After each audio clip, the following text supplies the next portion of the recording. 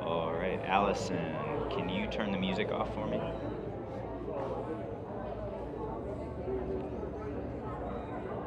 Grazie.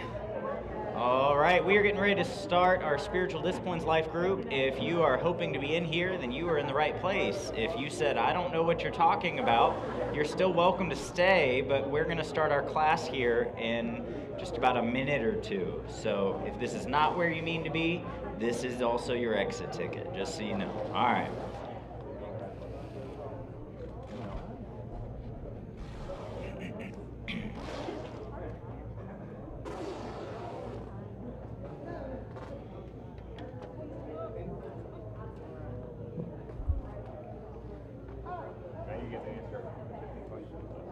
What?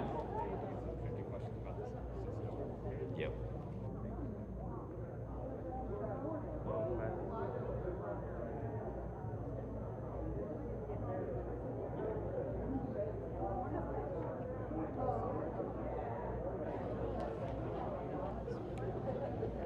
Does anyone else back here need a paper? A pen? You do?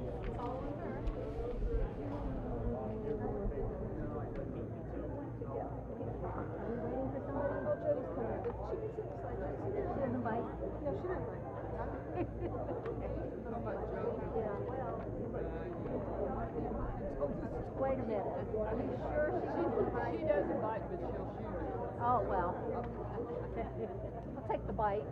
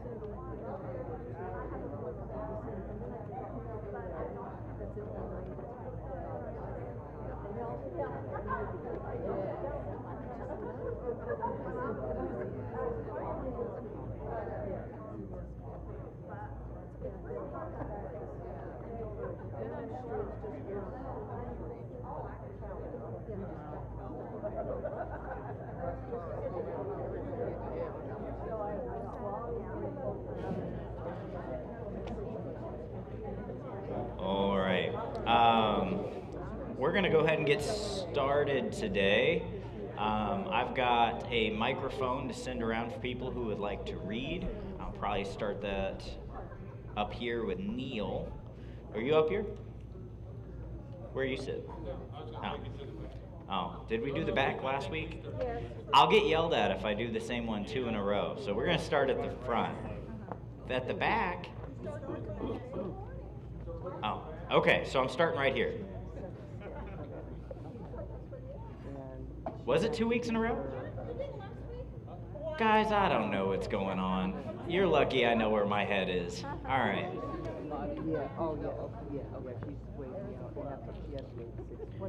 All right, all right.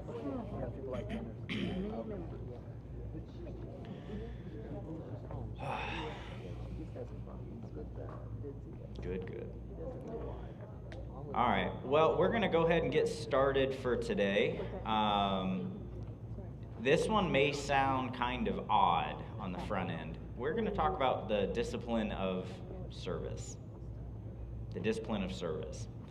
Now, I feel like that's one of the things that people are like, oh, well, I already know all about this one. Well, maybe, but they're in it. And so we're going to talk about the discipline of service. So, by introduction, a man named Kent Hughes said this. He said, "Ministering hearts are disciplined to labor, for they regularly move beyond their comfort zones. They put themselves in vulnerable spots. They make commitments which cost. They get tired for Christ. They pay the price. They encounter rough seas, but their sails billow full of God's Spirit." Last week, we talked about the concept of stewardship. And kind of along that vein, and part of the reason I went about that the way I did is I knew this week was coming right afterward. And when I talked to you about how you can spend your time and talent, I almost wanted to just have the full conversation about service right then. But I knew I had a separate week for it, so I was like, how do I balance this? So the use of these things for the sake of others is what we mean by the spiritual discipline of service. Like all spiritual disciplines, the goal in it must be to grow closer to the Lord in love and in obedience. It is required. If it is some Pharisaic thing that you do to make yourself look good to the eyes of other people, you're wasting your time. But if you're doing it to love them, love God, and grow in that love, there's a benefit in it. So we'll begin with why service. Well, the very obvious thing is you are called to serve. You're called to serve God in particular. Deuteronomy 6:13. Go ahead and read that for us. "Thou shalt fear the Lord thy God, and serve him, and shalt swear by his name." Okay, so in the second giving of the law, Deuteronomy, God tells his people through Moses, you shall serve God. Now, in Romans, we find that service is not just an Old Testament thought process. Romans 12, verses 1 and 2. "I beseech you, therefore, brethren, by the mercy of God, that ye present your bodies with living sacrifice, holy acceptance unto God, which you are reasonably served, and be not conformed to the world, but be ye transformed by the renewal of my mind, that ye may prove what is good and acceptable and perfect with God." Yeah, so it is your reasonable service. You give your life as a living sacrifice, and then you conform your mind to God, to his perfect will. That is what we're called to do. We're called to give ourselves to God as Christians. And we're called to give ourselves to serve people. Specifically, you would say the church. Hebrews 6, verse 10.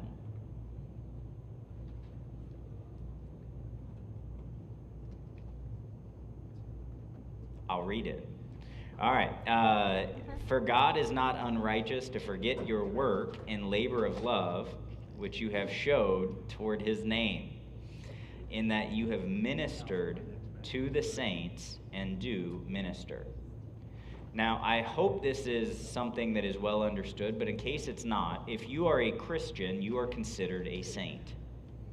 Now, if you're hoping for a shrine in the Catholic Church, you probably aren't getting that one.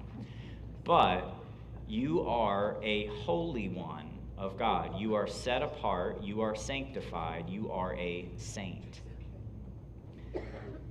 Now, along that route, you are growing and becoming more like Jesus, and we do this through ministering and being ministered to. Read Matthew 25, 44, and 45 for us. "Then shall they also answer him, saying, Lord, we thee a hungered, or artist, or a stranger, or naked, or sick, or in prison, and did not minister unto thee? Then shall he answer them, saying, Verily I say unto you, inasmuch as you did it unto one of the least of these, you did it not to me. All right. I don't know if that was a typo error on my end. I'm not sure what happened there. But the verse says the people that were Christ followers, when they would give someone a drink, when they would feed someone, when they would clothe someone, when they'd go visit the sick or those in prison, when they would care for those in need, that Jesus would assume that the way that they had handled that was as if they had done it unto him. So when you go and you care for people, when you serve people, what you're doing is you are serving Christ. Kind of the same way we become ambassadors for Christ on the positive end when we go preach the gospel. We become ambassadors for Christ on the receiving end when we are ministered into by another believer. Christ then is ministered to, and he takes it as a personal benefit. So we minister to the people, the church. Another person we ought to minister to would be our families. They are another people who deserve our service. Whether we think about it this way or not, the family is a microcosm of the church. The family is a microcosm of the church. And so all of the one anothering that we're supposed to do in the Bible ought to some degree, be done in the family. When we care for the family, we are doing the beginning part of what God would have us to do in the church. We should be doing this first and functionally within our own families. Reason being, even in the qualifications of an elder, there's this statement that he must rule his household well. Why does that matter? Because he has to be an example, and because if you're not going to do it for your own household, why would you do it for everyone else? And by the way, just because it's written for the qualifications for an elder doesn't mean it's not something we should all be striving for. We should all be striving to be someone who rules our own household well. But that means we have to be giving service to our families. So the question then is, and this would maybe work for some of you guys, for grandchildren, for your adult children, for whoever, but how are you ministering to your families? Are you faithful to serve them in some way, shape, or form? And granted, that should go all directions. We should be serving one another, but we can't remove ourselves from the process. If you have family and you interact with them, you should be serving your family. Another one that maybe people don't think about is employers. There's a lot of conversation about the slave and his master in the Bible. Now, you may not have a master in that sense in your day-to-day life, but you do have someone you work for, much like a slave would have worked for his boss, his master. And especially if they were a Jewish slave, it would have been more like indentured servitude than what we think of as slavery.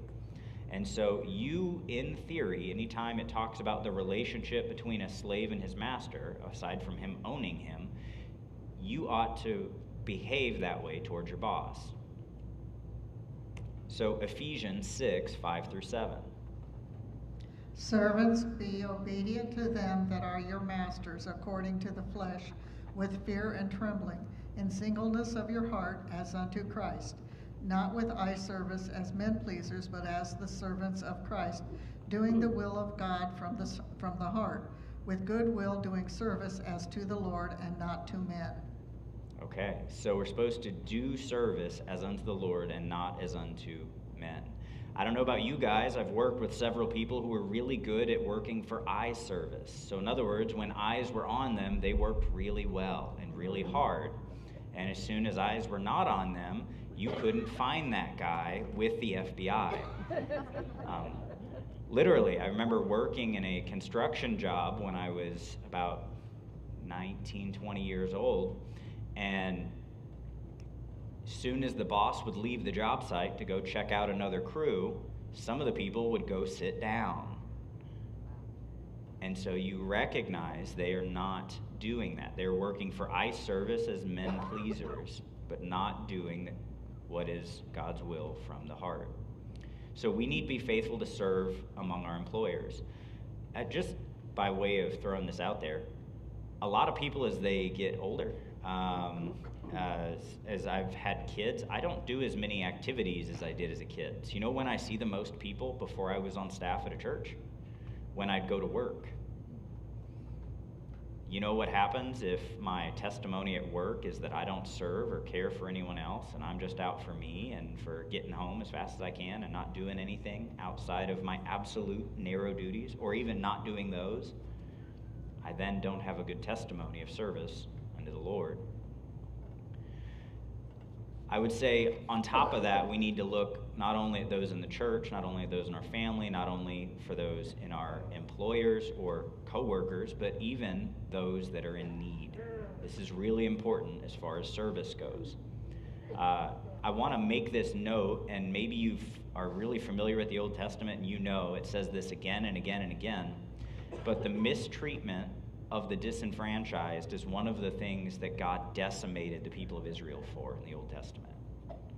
In the vast majority of the minor prophets and in all the major prophets, he gets on to them because you've mistreated the poor, because you've not cared for the affliction of the widow, because you've not cared for the fatherless, because you've done all these things. So to ignore or make harder the life of the people in need is a big deal to God. It is a big deal to God. And the New Testament and the Old Testament hammer this out. We'll start with James 1:27. Pure religion and undefiled before God and the Father is this: to visit the fatherless and the widows in their affliction, and to keep himself unspotted from the world. So pure religion is that, to care for the widows, to care for the fatherless, and also to keep oneself from sin, unspotted from the world. Proverbs 14:31, please. He that oppresseth the poor reproacheth his master, and he that honoreth him hath mercy on the poor. Yeah, so if you oppress the poor, you have a reproach on your maker, on the one who made him, on the one who made you, on the one who both of you are in the image of. But if you honor him, you will honor God if you have mercy on the poor. So again, it's service to those in need. We naturally serve. I don't know if you think about that, but we do. As we talk about worship, as we talk about what we love, we'll see that we naturally serve. We serve in light of worship. Think about how Joshua 24:15 goes. Some of you guys may have this verse memorized, but I want you to hear it. Joshua 24:15.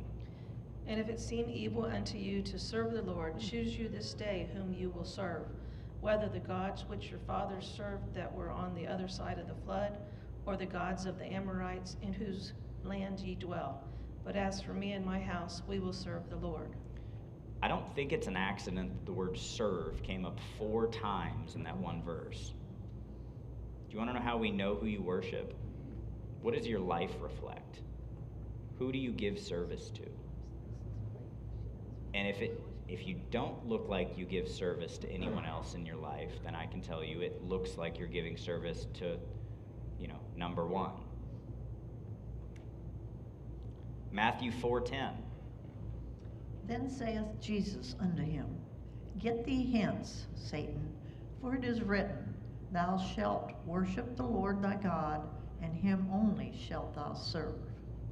Again, there's a tying between worship and service. If there is no service, there is a lack of worship. Romans 6:17.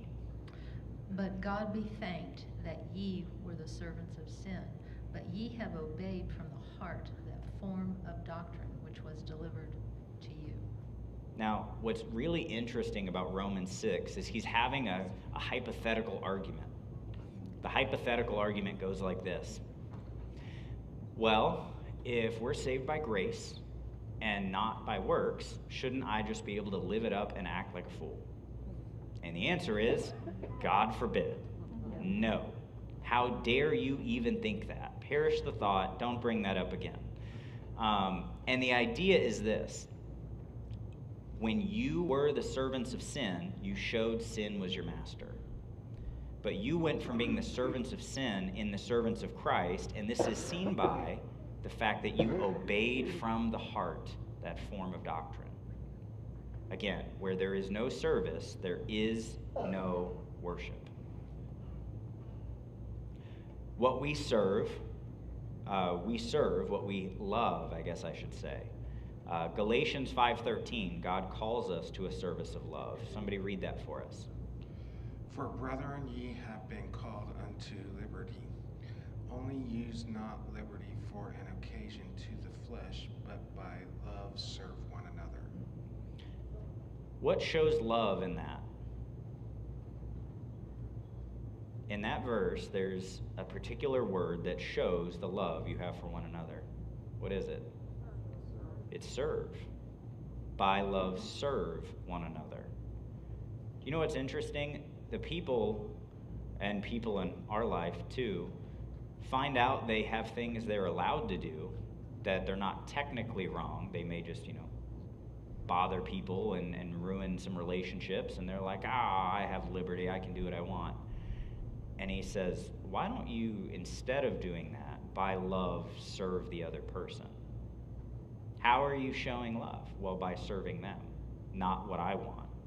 And it may not be wrong. That's the most incredible thing about gray areas, is it's not technically wrong. There's not a thou shalt not for it. And some people, that's their defense. The Bible doesn't say I can't do this. Okay. Also not to cause somebody else to stumble. That's true. You're not supposed to cause somebody else to stumble, but you need to temper what you do by the way you can serve other people. Just because it's not wrong for me to do, also doesn't mean it's the best thing for me to do. It doesn't mean I'm caring about my fellow man. Matthew 6:24. If you were in the service this morning, Pastor brought this up. Matthew 6:24. No man can serve two masters, for either he shall hate the one and love the other, or else he will hold to the one and despise the other. Ye cannot serve God and mammon. Okay, so you can't serve two masters, especially when they tell you to do opposite things. But here's the point. You're going to love one. You're going to choose one.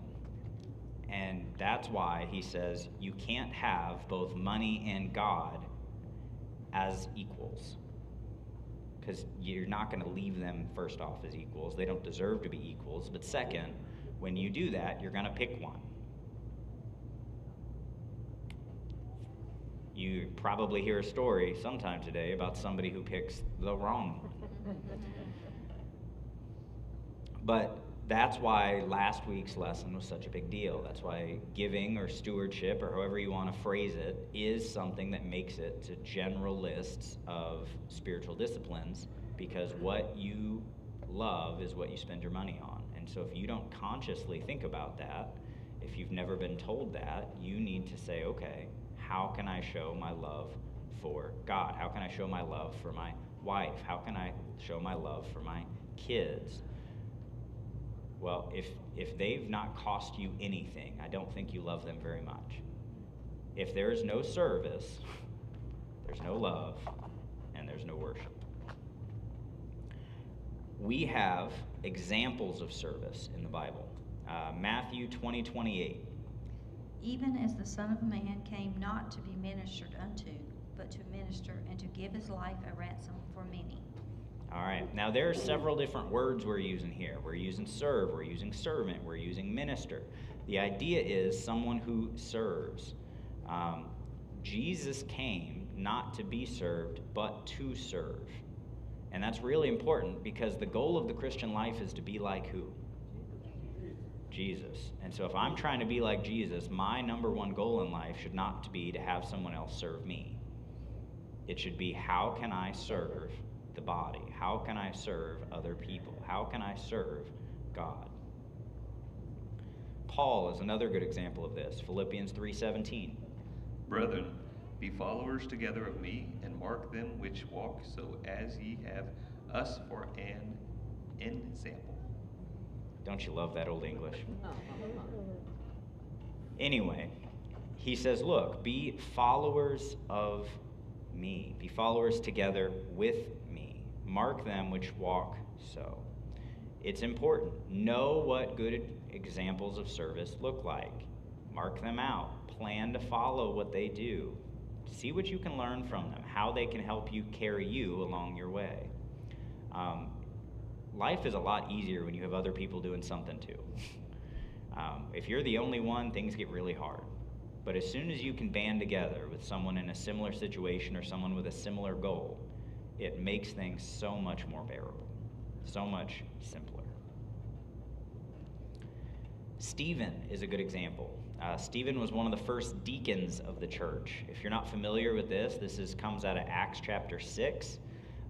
There was an issue in the church. There were widows who were not being fed appropriately. And they said, there's a grievance because the ones that happen to not be being fed are the Greek widows. And, why is that happening? Well, you know what happened is they said, you know what? As the apostles, we don't have time to do this. We've got to give ourselves to prayer. We've got to give ourselves to the preaching of the word. We've got to give ourselves to, getting the message out. He said, find you out 7 men of honest report, filled with the Holy Ghost. You can never forget that is one of the requirements there. But when he does that, the point was they wanted faithful servants. They were looking, and they looked out amongst the people, and the people could look out and pick who were the 7 men were. The people looked out and said, this person, they are so awesome, they're so helpful, they're so faithful, I can see God working in their life. They have got to be one of these people. And Stephen gets the pick. Now, Stephen apparently was so good and so servant-minded and so helpful and also had so much zeal, he gets put to death the next chapter. He does not make it very long. He gets so enthralled at what he's doing in service for the king that he tells off the Jewish leaders about how sinful they're being, and they determine the best thing to do is to stone him to death. Now, I'm not encouraging your service to ending you being stoned to death the next chapter, okay? But if that's where God takes you, that's where God takes you. But anyway, the word deacon is an office that was created out of necessity. It was meant to be focused on the fulfilling of the physical needs of the church. They were kind of like servant leaders in that sense. They were leading, they were kind of helping facilitate. It didn't mean they had to feed all of the widows personally. As a matter of fact, they probably were in charge of getting teams of people together, of doing things, of leading this up. But the word deacon then is based on the Greek word diakonos, and it's often translated servant or slave. That's what they were. That's what they did. They were servants for the church. They were the main pictured servants, if that makes sense. And that was a high office in the church. It's funny, you think about how, Jesus is telling them the Son of Man came not to be ministered unto. Do you know why he's having to talk to them about things like that? Because the argument, while Jesus is around, is who is the greatest? Peter thinks it's him. And James and John are ready to call down fire on him. I'm just saying. But the point is, Jesus shows them, hey, it's not about how in charge you can be, how great you can make your own name. The leader among you should be the greatest servant. And let me show you that, because I came to serve. Your goal is to serve. So how to serve? Well, you should serve with godly attitudes and character. I don't know if you guys have ever tried this with your family, maybe your parents or your spouse, but what if they do something for you, but they are a jerk the whole time? Are you very thankful for that by the time it's over? No, you're like, I wish you didn't even do it. Just leave me alone. Why are we doing this? And God is the same way. If you're going to put forth the time and the effort to give service to God, he cares about your attitudes and your character in it. So I just gave a few of them here. One is an attitude of humility. I think this is absolutely perfect to put here. It comes out of Romans 12:3. Somebody read that for us. For I say, through the grace given unto me, to every man that is among you, not to think of himself more highly than he ought to think, but to think soberly, according as God hath dealt to every man the measure of faith. All right, now why is this passage so important? And we're going to hit this here in a few minutes, but there are 4 passages in the Bible that talk about spiritual giftings. One of them is Romans chapter 12. We read verses 1 and 2 earlier. It's your reasonable service for your whole life to be a sacrifice to God by the renewing of your mind, by the transforming, not of this world, but to the perfect goodwill of God and all those things. And then it says that he doesn't want you to think you're higher than you are. And then he goes into because we're all one body. And because we're all one body, we're all different. And we all have different parts. And then he goes and lists the spiritual gifts. So humility is absolutely essential when we talk about serving one another, because it gets put amongst a lot of the passages that talk about the spiritual giftings that God gives us. Because the problem people run into is if they get something that's showy, or they get something that God gives them that is well known or easy for everyone to see, they tend to get a big head. It's shrinking, I promise. All right. But humility. Patience is another one. Patience is a good one. 1 Thessalonians 5:14. Now we exhort you, brethren, warn them that are unruly, comfort the feeble-minded, support the weak, and be patient toward all men. Now, patience is so easy, isn't it? Everybody's favorite thing. Oh, no. I got to test my patience a little bit the other night. We had a get-together with my 242 group, and we had 12 adults in my house and 14 children. Now, I have 5 children. Noise is not something that bothers me. But there were times while I'm sitting at the table and I literally just hear, and I'm like, I just cleaned the house. Now, I will say, the people that were there, they had their kids help clean up. It was great. It was good. But I'm hearing entire things getting dumped over. And I'm like, all right, be patient. Be patient. At that point, I was the feeble-minded, the weak, and needed the patience. I don't know. But being patient is vitally important when you're dealing with other people, because all people require some level of patience. Thing is, we're all sinners. And what those kids were doing wasn't even wrong. It just wasn't what I was hoping for at that moment. And unfortunately, we need patience for those too. In love, Ephesians 4:15 and 16.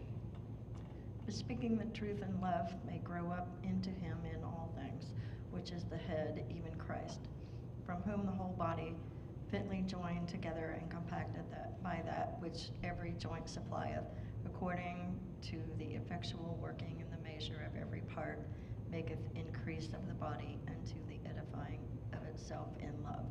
Okay, now Ephesians 4 is another one of the passages that talk about spiritual gifts or offices. This is important, and it says that you have these for the edifying of the body in love. In love. Love is why we should do things that we do. We should serve each other because we love one another. We should love each other because Christ loved us, and we can then love other people. As a matter of fact, that's one of the signs of someone being a Christian in 1 John is, do you have a love for the brethren? If you can't stand other Christians, I have really bad news for you. In heaven, that's all that's there. It's insane, I know. How are you going to get away? Won't remember what they did, though. There you go. But we serve each other in love. Now, the really important thing about this, how should we love? Let's just tease this out, because this one's important. Does love wait on the other person to be right before it loves them? No. No, love doesn't wait on the other person to be right before it loves them. It loves them even when they're not right. When did Christ love us? While we were yet sinners, God proved his love toward us.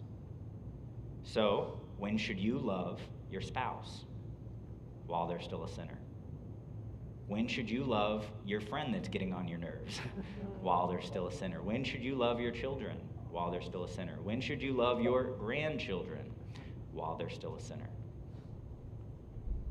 While you're serving them. While you're building them up. Because you know what?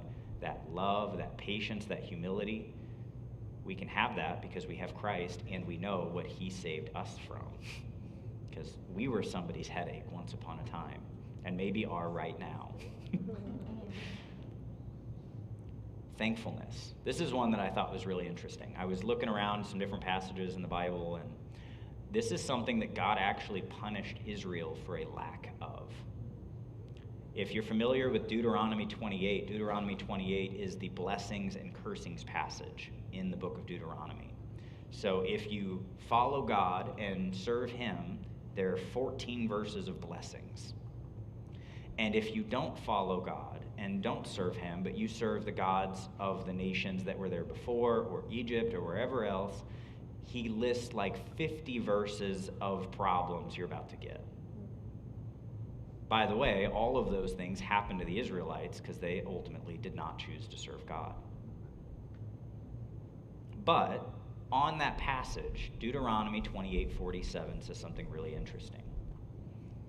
Because thou servest not the Lord thy God with joyfulness and with gladness of heart for the abundance of all things. Yeah. So because you've not served God, the Lord your God, with joyfulness, with gladness of heart, for the abundance of all things. You know what that is? That's being thankful. God, you're so good to me.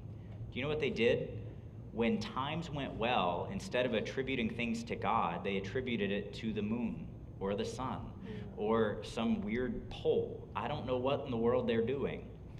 As a matter of fact, one of the prophets kind of make fun of them. They say, look, you cut down a tree, you use a third of it for firewood to make your sacrifice, and then offer it to the other third of wood. What are you doing? But God cares a whole lot about whether or not we're thankful for what he's already given us, and that should play a part into our service. In the power of the Spirit, I think this is really important. If you're going to serve, you should not do it in the power of insert your name here. Some people who serve but have done nothing to ready their souls for the matter are relying on their own power and abilities to accomplish the work.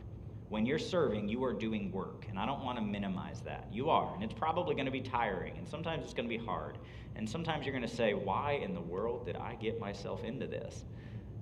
But when you are serving, if you've done nothing to prepare your heart and your mind for the task that you're about to go, you are trying to white-knuckle yourself through it.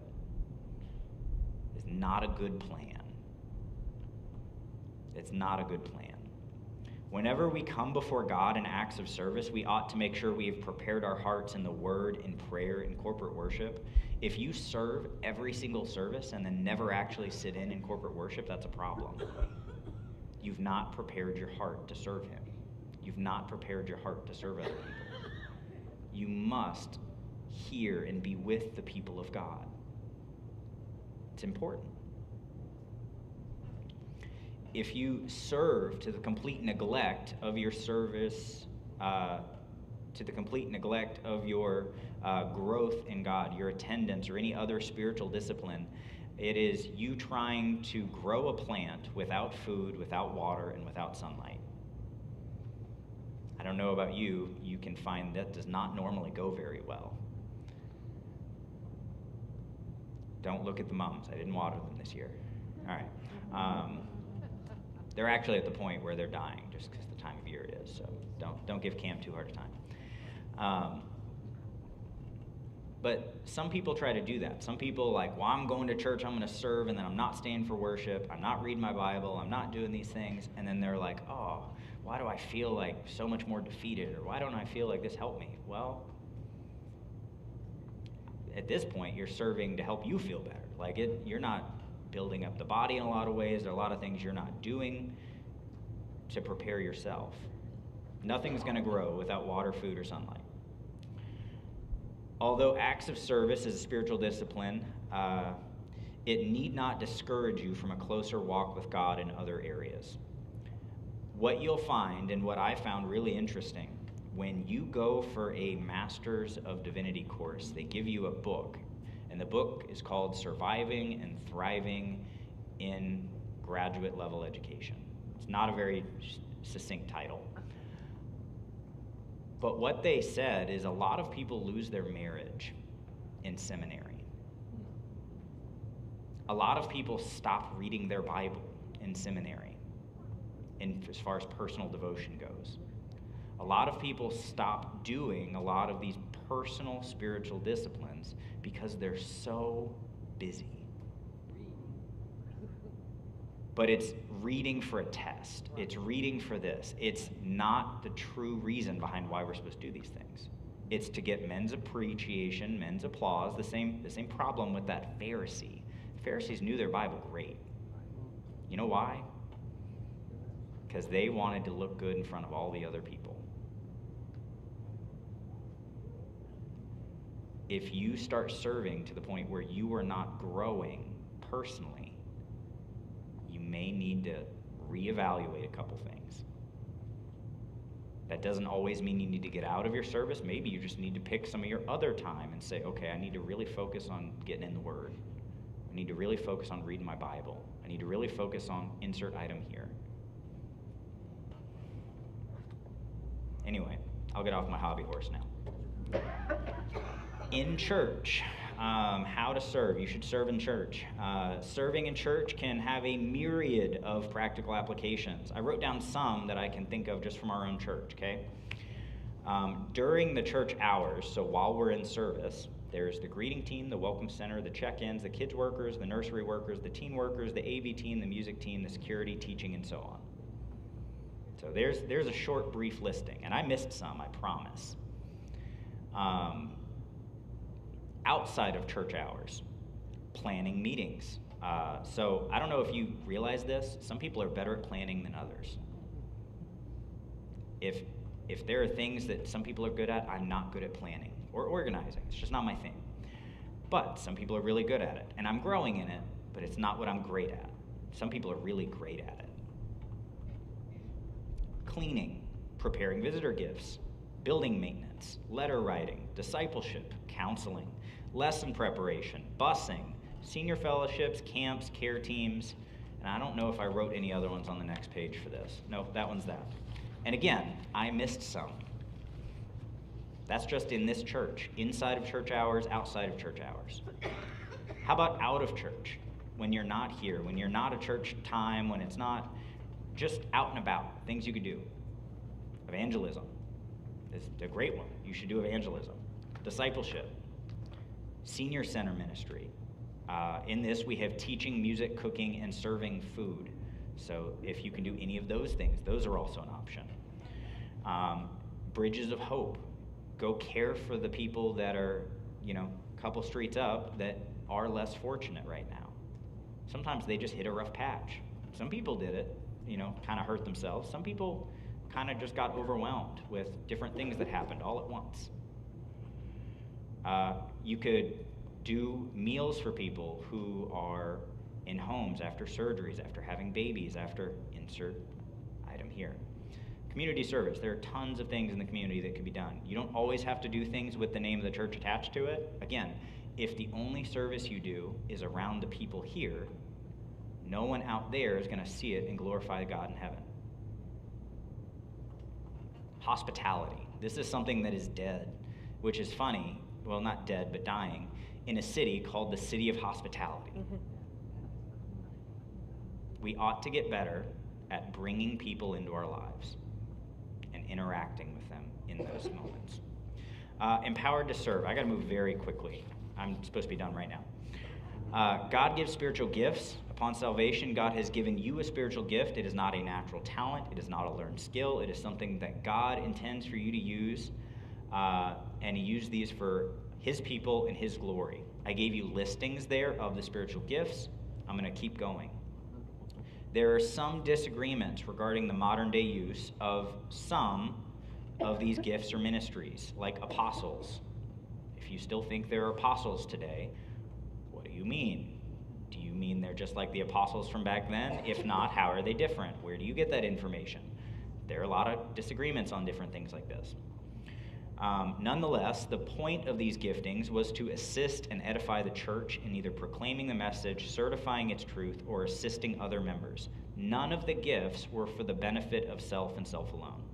Zero. None of them. It should be noted as well that some of the gifts overlap with things that are required of all believers. Some people are just supernaturally enhanced at those particular things. That doesn't mean if you don't have the gift of evangelism, you're not called to evangelize. It doesn't mean if you don't have the gift of giving that you're not called to give. It doesn't mean if you don't have the gift of mercy, you now don't have to give anyone any mercy. It's not what that means. No one spiritual gift benefits, using one spiritual gift benefits both the person doing the work and the person being served, but in different ways. So the Bible describes us as a body. So if you're not using your gift, you are like a bruised elbow or a broken pinky. It's not fun. It's not helpful. Get in the game. Hindrances to service, a sin-filled life. If you're in sin, you probably don't want to serve. If you're in sin and serving, you're probably going to get disqualified from serving. If you are in sin and not using your, or if you are in sin, if you're not using your gifts and abilities for the purposes of God. Health. With the senior crowd, this one becomes much bigger. I can't do what I feel like God has wired me to do. Well, then it's time to let's get creative. Let's figure out what you can do. At the very least, no one can say, well, I can't pray. I can't care for the spiritual well-being of our church. There is something you can do, I promise. Do something. Schedule. If you have a schedule that's very difficult, pick a ministry that you don't have to be there in every single time. Maybe you get scheduled once every so often. Maybe you get put in, but find a way to serve the body, serve other people. Not knowing one's gift. Might I just throw this out here? There are plenty of people who serve their entire lives and have no idea what their gift is. You know the best way to find out or to be useful in any way, shape, or form? Just go serve. Friends, if you want to see Lighthouse grow, change, and be more like Jesus, we need your help. You are a part of the body and a necessary one. Please pray about if you're serving, or if you're not serving, how to serve, how to get plugged in. And if you are already serving, then remember, it is required of stewards to be found faithful. Let's pray. We'll be done. Dear God, thank you for your word. Pray that we would all grow in our service to others, to you, and stop serving self so much. Pray that you would be honored in the way that we adjust, and that someone would actually take what was said today and do something with it. In Jesus' name, amen.